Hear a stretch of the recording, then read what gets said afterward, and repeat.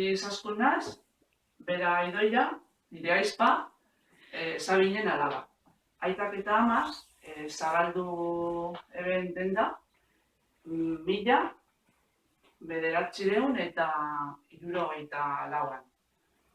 Eta orain, biak jarraitzen dugu lanean.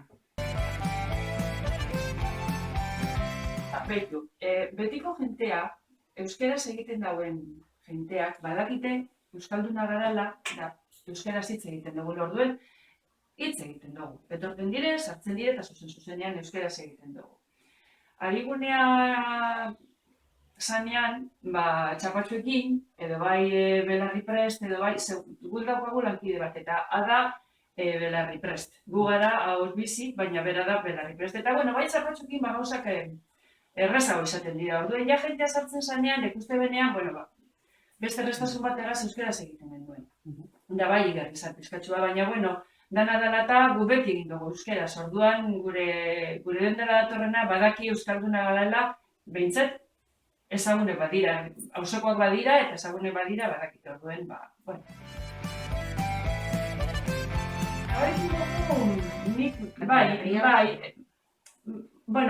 gehien bat erderaz egiten da, erderaz egiten da, baina bai, jente gaztean artean ganera da hor tarte bat, eta bai, ni pentsetan dut euskeraz gehiago egiten dugula lehen, baino gehiago egiten dela, jentea prest dagoela.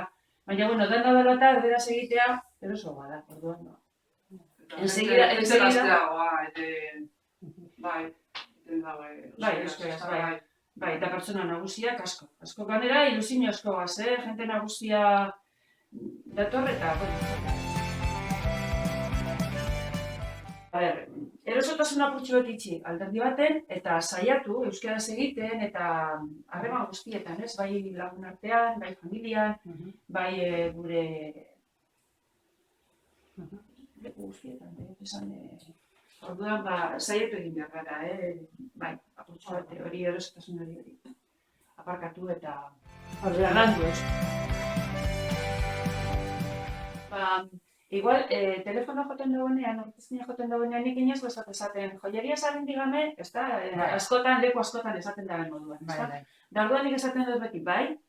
Claro, jentea mostraderean badao, kanpoko jentean edo esan kliente bat kanpoan badao, eta nik bai esaten badot, eta gero igual, askotan, euskeraz erantzuten badot, ja segida konturatzen dira, orduan ja zuzenean euskeraz egiten dugu.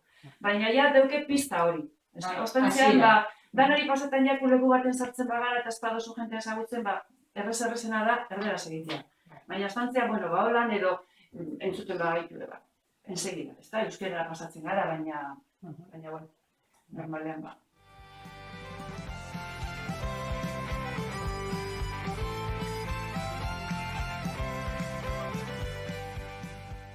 Erlojuak, urrezko bitxiak, zilarrezko bitxiak, da gero barriz daude bai.